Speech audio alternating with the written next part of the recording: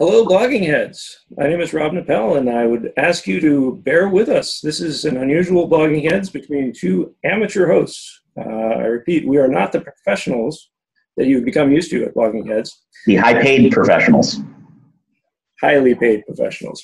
So, Mark, we are here to talk about how technology has been used in some of the recent rather nasty disasters, from Harvey to Irma and now Maria. And why don't you introduce yourself? Sure, I'm Marc Danziger. I formerly blogged as the Armed Liberal. I'm a wilderness first responder. I supported a long time ago some folks who did search and rescue in Santa Clara and Santa Cruz. I'm familiar with it. I've been involved in a couple of minor disasters, but nothing remotely on the kind of scale of what we're seeing today. Well, and let's limit our disasters to ones that are natural disasters. Yeah. Well, we're not talking about, the horrible, moving on. Ones. Thank you. And my name is Rob Neppell. I used to blog as NZ Bear of the Truth Lay Bear ecosystem. I have been on Blogging Heads once before, so not quite my first time here. But I'm reached out to Bob Wright, he head honcho here, and wanted to have a conversation about this because I kind of found myself getting drawn into some of the work that's going on in Florida right now, and now beginning in Puerto Rico and elsewhere in the islands for Maria. So with that, the way this started for me is a mutual friend of Mark and mine, a fellow, we'll say Chuck Z, because I always mispronounce his last name anyway. He is a former Army officer, retired after being injured in duty. And during Harvey, he went down to Texas, or rather further down in Texas, and spent about a week with his boat, tooling around and doing some really good work, trying to help where he could and rescue people and help out. Being a former staff officer, he came back, and after doing that, he wrote up an after-action report of what he saw. What he saw was working well, problems, challenges, all that. And in reading through it, I looked at it and realized that a lot of what he was talking about and some of the tools he was talking about were really technology problems, or rather information problems. And that got me intrigued of whether or not there was anything a guy like me sitting here at my desk in lovely Orange County might actually be able to do to help. And more broadly, it seemed like an opportunity that you don't get much, maybe you don't want, where we had Harvey, and it couldn't be fresher in our minds, and the lessons learned from that were right there staring us in the face. And it was very clear that Irma was going to be a very, very, very big deal for Florida. So it seemed like an ideal time to try and get people thinking about what could be done better. And that's kind of where I started, and dug into trying to learn, the basics of emergency management. I've got my ICS from FEMA printed out there, and the Miami-Dade Emergency Response Plan. This one was 200 pages. The Florida one is 670. So I decided not to. Your hard hat and your CERT volunteer orange vest yet? No. You missed the whole software guy, I think. Software, not hardware. Kicked off and led to getting to know some of the teams working on the ground. And there was an amazing ecosystem of volunteers, grassroots folks going, like our friend Chuck did, to help on the ground. And also a lot of folks like me trying to help from remote and actually being able to do so. Because of, in particular, a few technologies, one of which is called Zello. And maybe to keep it a little interesting, you want to describe Zello? Zello basically turns any phone that's connected to Wi-Fi or cellular network with data into a push-to-talk walkie-talkie with channel selection. So you can basically pick a channel, and you are now, in essence, the possessor of a CB radio. And you can talk to anybody else who's on the app and on that channel at that given time. And it's been around for a number of years, but I'll freely admit I wasn't really aware of it until the past couple of weeks. It got a lot of press during Harvey, and what people did was, as Mark said, you can create any channel you want. So I could log on right now and create, the Rob Neppell channel. So channels sprung up for coordinating rescue and people crying for help and people offering help. So you had, Harvey search and rescue channel, where people would find the channel who needed help, or even more frequently wanted to find out if their loved ones were okay, couldn't get in touch with them, wanted to do a welfare check, as I called it. That came together with the grassroots groups that were offering to help. And I think we've seen those groups kind of go up in levels of sophistication of how they were operating, from Harvey, where there wasn't terribly much in terms of systems to manage, to now with Irma, the group that I ended up working with most closely actually had a dispatch system that a software company that usually works their software for towing companies. Interesting. Generously donated the use of the software.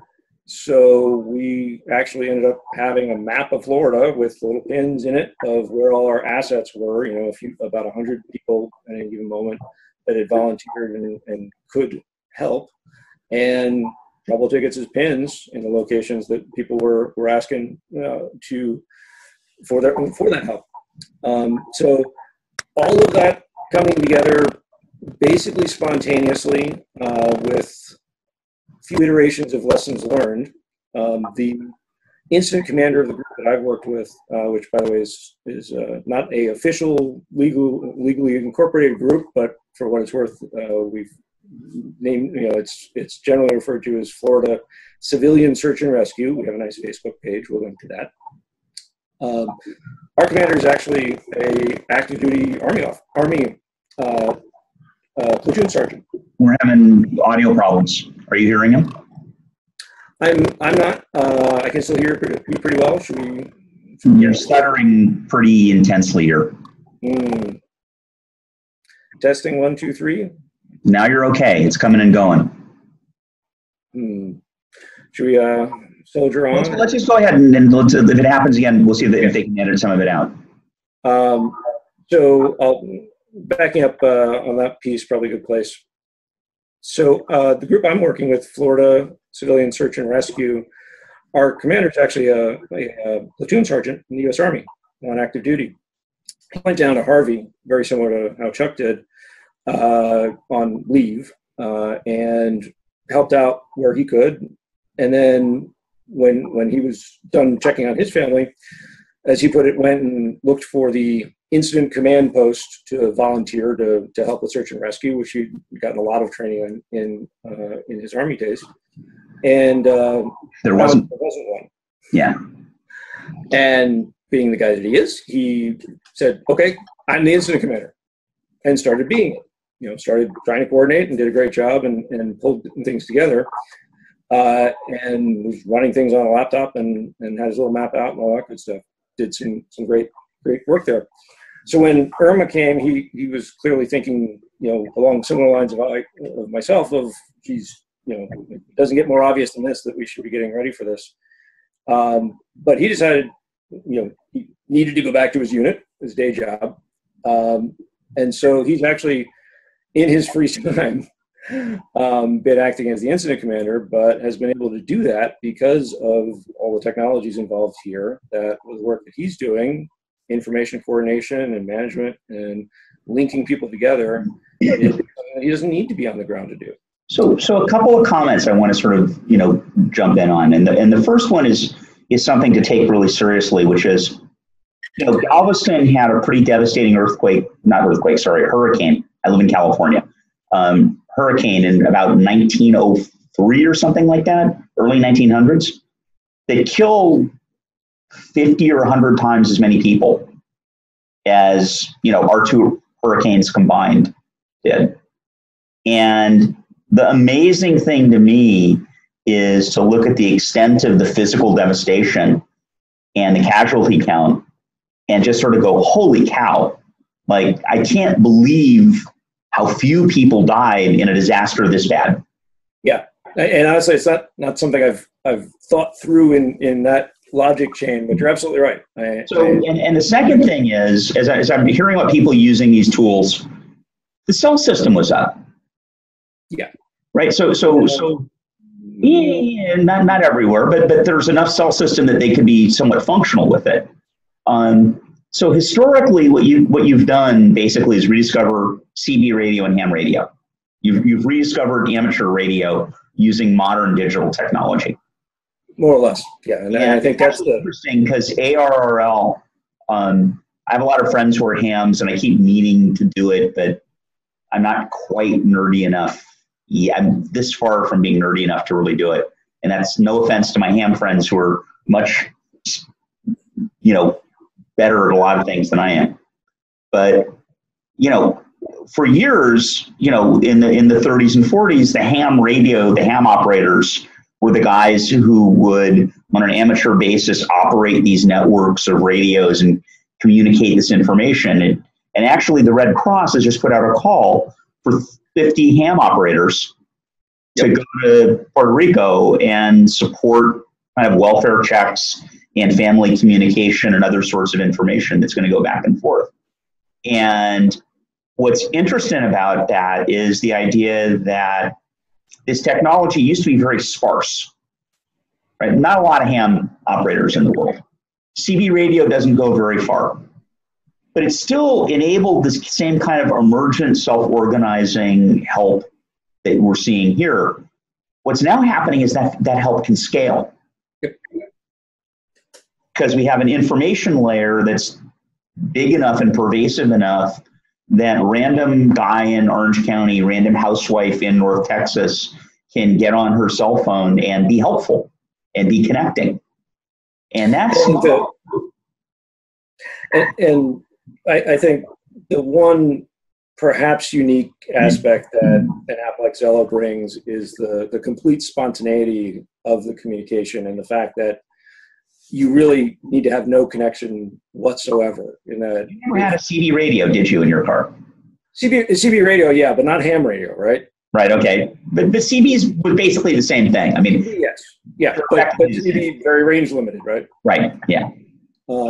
This, I guess, the way to think of it is it combines some of the better aspects, it does. The aspects of CB and ham, right? And what's interesting to me, as you look at it culturally, is it's an interesting problem for the professional responders.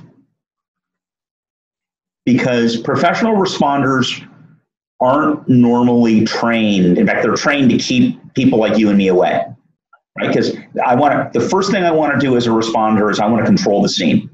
I want to make sure that I'm safe, because the worst thing I can do is be part of the problem. And I want to control the scene and keep random people from walking into my scene and messing it up. I'm going to look for somebody who's maybe better than me, or is there a doctor in the house? Nope, I'm it. But then the problem becomes one of, they don't have a good interface out. And I've seen situations where physicians have walked up the EMT, and there's been like a complicated negotiation for the physician to get involved in the scene, right? Just because the EMT, even though you're a doc, I respect your authority, but this is my scene. Mm-hmm. And scale that up by 10 million. And when you go to a big scene, it's amazingly difficult because they're conditioned to look on you as, I've got to feed you, I've got to get you to a place of safety, I have to make sure that you're okay. I'm not going to enlist you because, who are you? Exactly. The who are you, I think, is the key. If you go to Volunteer Florida, which is the Florida government agency that is responsible for the intake of volunteers for anything, I assume, but certainly for a crisis like this, that's kind of supposed to be the one place you should be able to go to volunteer. The first thing it'll tell you to do is go to the Red Cross site. And what the Red Cross site will do is ask you to register and go through a process that probably is going to take a week or two to go through. Yeah. Just lost 95% of the people. Right. We've done enough marketing. We know the drop-off rate on that form is going to be. Well, but it's not just the drop-off rate; it's the die-off rate. I mean, it's that the issue you have in a true disaster is I've got a finite window of time, right? I mean, the longest element is I've got to get food to you, which gives me about 3 weeks. I've got to get water to you, which gives me about 3 days. I've got to support, people who are injured who need to have a variable runway of time before their injury becomes, really emergent. And so the concern is that by the time I get one of these things stood up and figured out, it doesn't do any good. Everyone's already dead. Who matters? Yeah, and I think, where I'm kind of coming from in seeing this and thinking through it is I totally understand why, like the Red Cross and the official emergency management folks are reluctant to have people just wander in and help out. I mean, there are going to be incompetent people, there are going to be crazy people, there are going to be malicious people. People are people. Yep. So it's not a case of me just saying, get FEMA. I mean, somebody's doing a petition right now to have FEMA not be able to, there's a petition to the White House to have FEMA stripped of the authority to bar civilians from disaster zones. These people are idiots. There's petitions to the White House for everything, but okay. So that's not where I'm coming from. But I think when you look at a situation the scale of Florida, under Irma conditions, it doesn't matter how much you fund the government of the state of Florida. It doesn't matter how much they staff their emergency branch. There's no level of funding or staffing that's going to leave the official services capable of dealing with an emergency that puts the entire state in a state. And similarly, there's no way that the emergency services can stop people from actually helping. They can make it harder. They can shut down the highways going in. There's obvious load in and load out points, and they can control the load in and load out points. And they're going to want to anyway because that's their logical load in and load out points for logistics as well. But in reality, I'm just going to drive 4 miles east, turn left, and there's going to be another load in point, and they can't control them all. One of the smartest things I read in some of the official emergency management procedures docs I was trying to get smart on was something aimed at intake centers for volunteers. And basically it was kind of chastising whoever were, the hypothetical professional young person and saying, if you don't prepare for random volunteers to come in, that doesn't mean they're not going to come in. Well, they're going to be there whether you prepare or not. They're always there. I mean, if you look at the history of natural disasters, the people who get saved are predominantly saved by their neighbors. They're not saved by, the National Guard. They're not saved by the Red Cross. They're not saved by anybody else. It's, the neighborhood restaurant that basically feeds people for 4 days until the food runs out. It's the, water delivery guy whose truck is trapped on the street who makes water available to people. Says, well, what the hell? What am I going to do with it? And it's the neighbors who dig each other out of buildings or who take care of each other when things go bad. And there's a whole sociological history of academic research about how these emergent networks self-populate anywhere in the world, right? Worst third world country you can imagine, Somalia, Beverly Hills, doesn't matter. When there's a disaster, people sort of spontaneously tend to take care of the people around them, which is one of the great things about us as a species. And the problem is there's this kind of transition zone between, so let's make believe we have a big earthquake in LA. We've had others before.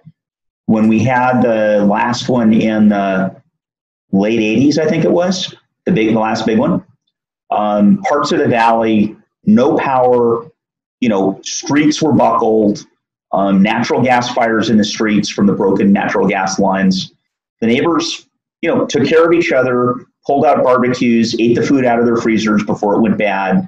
And for the 6 or 7 days it took for the National Guard to get in and establish water centers and feeding centers and, mobilize people to help them get out, they were taking care of themselves. Yeah. And so people kind of need, we have at home, a decent chunk of food that's going to keep, a decent chunk of water that, assuming the house doesn't, collapse in a certain way is going to be there. And so, when the big earthquake hits Los Angeles, which it's going to do, we can hunker down and we can be okay for a month. And well within a month, the National Guard's going to show up and everything's going to be fine. In Puerto Rico, I got a report, and there's all this stuff that was going on in Puerto Rico right now. One of the people on one of my email lists just heard from a family member who lives in one of the better neighborhoods in Puerto Rico, up on a hill, newer concrete home, et cetera, et cetera, et cetera. Home survived. About half the homes in the neighborhood survived. The grocery store just reopened. No gasoline, no power, no natural gas. It's all what you've got in propane, but they can go buy food at the grocery store now. So, it's kind of amazing when you look at what modern logistics can do around one of these, disasters. But it's that period right after the disaster when things have stabilized and the emergent stuff is taken care of, and the National Guard is showing up and they're beginning to get mobilized. And now there's this handoff problem you've got. Absolutely. And I think, and we should definitely come back to Puerto Rico because there's a lot to be said there. I think you're exactly right. There's nothing fundamentally new about communities coming together, and grassroots is a relatively new buzzword in the way we're using it, but it's just another word. But I think going back to, it doesn't matter if you prepare for the grassroots that are going to come. It goes both ways. What I would like to see, and what I'm trying to think of how I can help foster it happening is not just making FEMA and the official agencies more receptive to or more understanding of some of the ways technology is being used in different organizational structures that have been emerging in this kind of disaster, but the other direction as well, which is it goes both ways. If you're talking to the grassroots folks, it doesn't matter if you like whether FEMA's there or not. FEMA's going to be there. Yeah.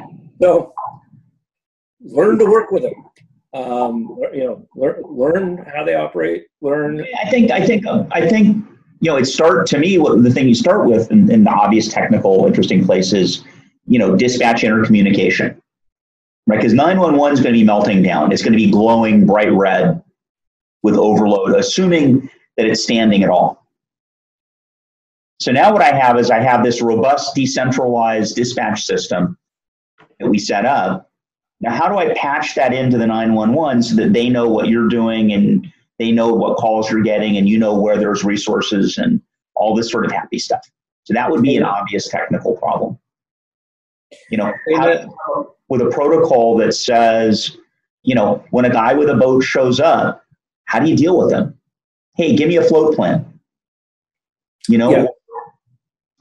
Absolutely. And part of my education was coming up to speed on at least the existence of the body of knowledge around emergency management that has been developed over the last few decades. Mostly, I waved around the ICS, ICS, a structure for coming. How do official agencies work together in a crisis? FEMA uses it, law enforcement uses it. All the official agencies use it. So my question is, why shouldn't a grassroots bunch of people that come together, that try and want to help out to rescue, be aware of some of the basics of that and how it works? Because they got to organize themselves somehow. Why not do it the way the professionals do? The problem's going to be that my guess is that you're going to wind up with very few people who are going to be serious about self-organizing. Because what they're going to wind up doing is they're going to wind up basically, I got a boat, I'm going to go save lives. Remember that guy? That did this great video of the guy who's unloading his boat in Houston. And I'm like, well, what are you going to go do? He goes, I'm going to go save some lives. And A for attitude. Yeah, no, A for attitude. You're going to wind up with 60% of the people are going to be that guy. Not a terrible guy to be if you think about it. Right? I mean, I'd rather be that than somebody who's like, oh my God, I can't do anything. Sure. But the problem becomes they're not going to be people, I tend to be kind of rule bound, right? I've got all these certifications. I did all this stuff. I've got, this and that and the other thing. Most people aren't me. Most people just show up and do what needs doing, which is yay them. Well, and one thing I've talked about with the group and folks I'm working with now is there are those guys, and bless them, they're doing one wonderful thing. But then there's also these guys. There's guys like us, and I think we've only just started to scratch the potential of what remote actors can do in a situation like this. Simple example: the Keys were a nasty place. Yeah. Hear more about that over the next week or so. We thought we were going to be able to get one of our teams down into the Keys, and the NOAA was doing aerial recon flights, flying over various areas, taking really detailed photographs. One of the first areas they did completely was the Keys. So I was able to, at my desk here, look at the 7 requests for help trouble tickets that we had that this team was going to, pull up the addresses on the FEMA imaging site, which, by the way, nobody on my team knew about until I found it. So right. Just that is one thing. Communication. Pull them up, get the pictures, add them to the trouble ticket in our system, and for good measure, just in case, text them to our team's phone. Yeah. So they're able to actually see what they would be getting into. So, I mean, that's one example. And then, just imagine, any volunteer on the ground. Imagine you got a call center, 1-800 internet, where somebody like our friend Chuck, who's on the ground there, could just pick up his cell phone and say, I need to know where the nearest command post is. I need to know where the nearest freaking Starbucks is. You got people sitting in front of nice computers with high bandwidth internet connections that theoretically could help respond to requests like that. And I'm sure there's 100 other things they could do. I'm just rattling off. And I think, I'm looking for a model, so bear with me for half a sec. It's clear that that's the transformational piece, right? It's that I'm someplace where I've got crummy bandwidth, I'm busy keeping my boat afloat and staying dry. I don't really have time to be surfing the net and doing a ton of research, but I can delegate that. Yep. Right, and you can be my mechanical Turk, and you can sort of sort that out for me, which is, great. The problem is what you're doing is you're making something better that the authorities aren't really going to be ready to deal with or accept yet. Yeah, and that's all part of the communication. But look at it this way. It's a very Burning Man thing to do. It's words you never thought would come out of my mouth when I'm addressing you, right? Nah, yeah. But it's very much we're going to create a tribe on the spot. We're going to go find a problem. We're going to go solve the problem, and we'll go from there. Yeah, and I think the possibility for remote actors is one huge thing that we're just tapping. Another good example of that I want to make sure we put a link up to and throw props to is there's a group, Crowd Rescue HQ. They've got a beautiful, is the wrong word for it, but a very sophisticated map of Puerto Rico, and they are crowdsourcing reports of what's going on in Puerto Rico. They have a serious machine going, and by that I mean people, organization, process. I've only just started to talk to them and work with them, but I wouldn't be surprised if they have a few hundred folks by the time they're really up and running on this, filling up the map with reports from various sources and trying to put some level of credibility on them and vet them and all that.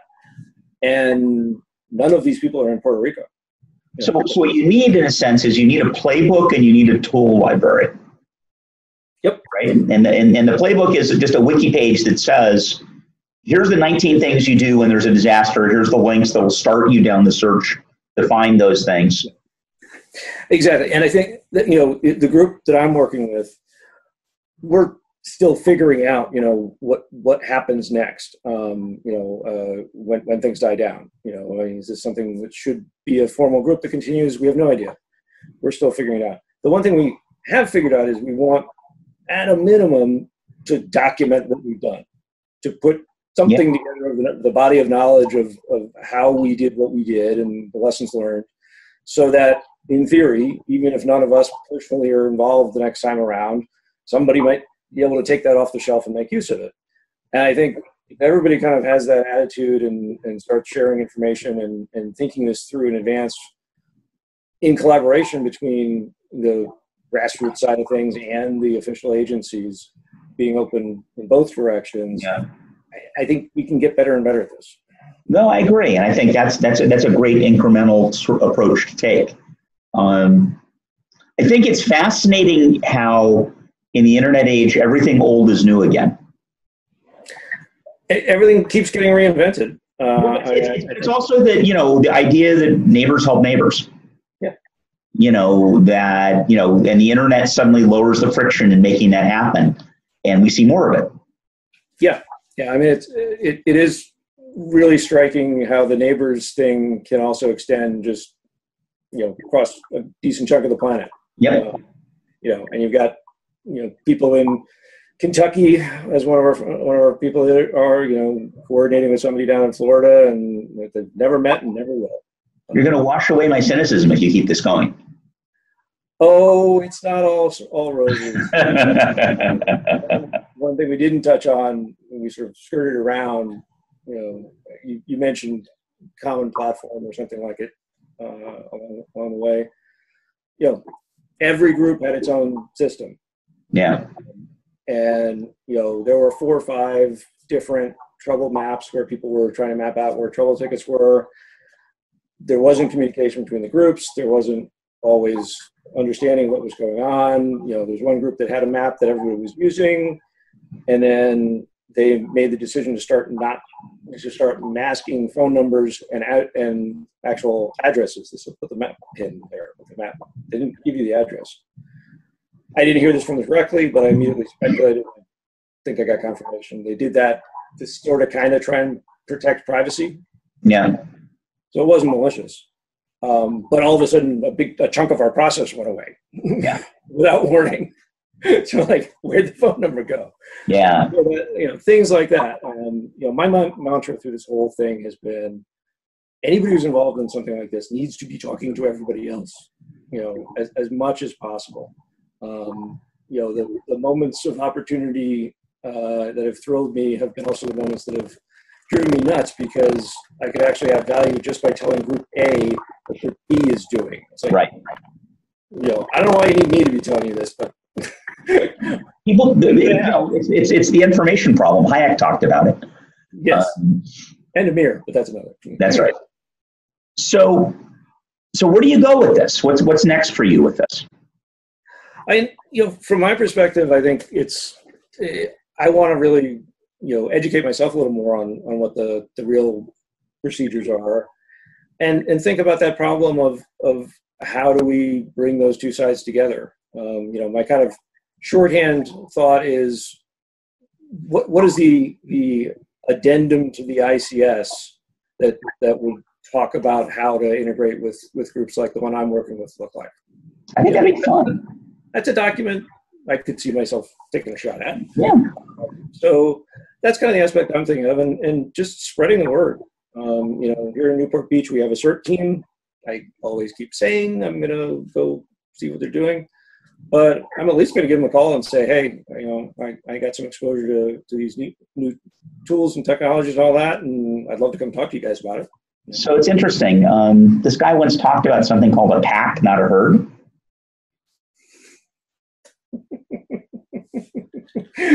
Little inside blogosphere joke there. Yeah, I know, a little blog, which is very, very small.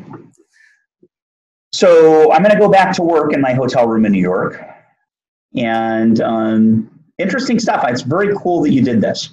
Well, it's and the thousands of other people who were doing it alongside you, out there. I think I'm going to thank them by thanking you, because people just sort of spontaneously picked up and took care of stuff. Yeah. I mean that is, we are cynical guys, and I will stick with that. But it's really incredible to see the people, especially the ones who aren't like me, but the ones who are actually willing to go wade through, water with God knows what in it to go and try and save somebody who needs saving, or just check on somebody who someone else is worried about. Yeah. And bless them. It is heartwarming to actually see it, and gives you some hope for our silly little species. Yeah, I'll walk around New York City streets and get cynical again in just a moment. All right. It's been. All right. Thanks a lot. Thanks, Mark. Good talking to you. Take care.